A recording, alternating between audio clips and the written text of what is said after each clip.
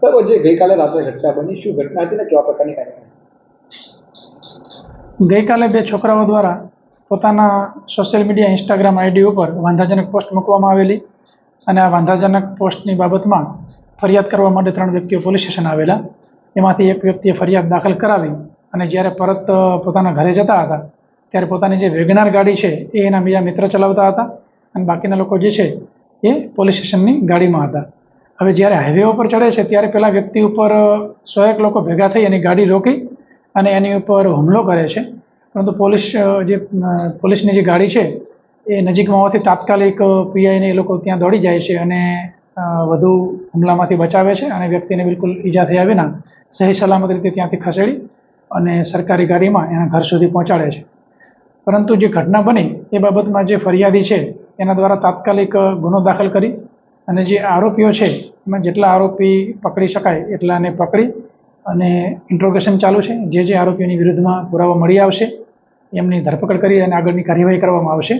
અને આ જે કંઈ ઘટના બની એ બાબતમાં સમગ્ર મહુધા ટાઉનમાં જે સંવેદનશીલ જગ્યાઓ છે એ તમામ જગ્યાએ બંદોબસ્ત ગોઠવી દેવામાં આવેલો છે અને સિનિયર અધિકારીઓ દ્વારા સતત પેટ્રોલિંગ ચાલુ છે.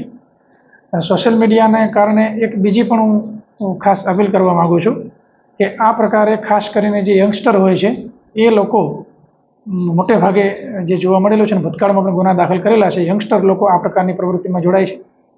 તો આવું કંઈ પણ પ્રકારનું વાંધાજનક લખાણ કોઈ પણ વ્યક્તિ પોતાના સોશિયલ મીડિયા પ્લેટફોર્મ પર મૂકશે તો પોલીસ એનું મોનિટરિંગ કરી રહી છે અને આ બાબતમાં સખ્ત કાયદાકીય પગલાં લેવામાં આવશે. એ બાબત તમામ ખાસ ધ્યાન રાખે અને એક જવાબદાર નાગરિક તરીકે ફરજ બજાવે કે સોશિયલ મીડિયાનો સારો જ ઉપયોગ કરે. સાહેબ, ફરિયાદીનું કહેવું એવું છે કે પોલીસ સ્ટેશનની બહાર પહેલા અમારી પર હુમલો થયો, ત્યારબાદ રોડ ઉપર હુમલો થયો, પોલીસ ના હોત તો અમારી જાનને પણ નુકસાન હોત. આ બાબતે શું માનવું છે ને કેટલા લોકો વિરુદ્ધ ગુનો દાખલ કરવામાં આવ્યો? પીઆઈ હાજર હતા અને જ્યારે ફરિયાદીને એવું લાગ્યું કે ના મને આગળ સુધી મૂકવામાં આવે એટલા માટે જ પીઆઈ જાતે ફરિયાદી અને એના મિત્રને ગાડીમાં બેસાડી અને અહીંથી હાઈવે સુધી લઈ ગયા હતા. પોલીસ સ્ટેશનની બહાર લોકો હતા પરંતુ હુમલો થયો હોય એ પ્રકારની કોઈ ઘટના નથી. અને ત્યાં જ્યાં જગ્યાઓ પર ગયા અને જે પ્રાઇવેટ ગાડી આગળ ચાલતી હતી વચ્ચે અમુક ટ્રક્સ આવી ગયેલા, એની પાછળ પીઆઈની ગાડી હતી અને જે વ્યક્તિ પર હુમલો થયો અને પીઆઈએ તાત્કાલિક ત્વરિત જે પગલાં લીધા એના કારણે વ્યક્તિને બિલકુલ ઈજા થવા દીધી નહીં અને સહી સલામત રીતે સરકારી ગાડીમાં જ પછી જે વ્યક્તિ છે એને ઘટના સ્થળેથી ઘર સુધી પહોંચાડેલા. આ ગુનામાં સાહેબ કેટલા લોકો વિરુદ્ધ ગુનો દાખલ? 100 લોકોના ટોળા વિરુદ્ધમાં ગુનો દાખલ થયેલો છે. એમાં 37 લોકોની નામજોગ ફરિયાદ છે.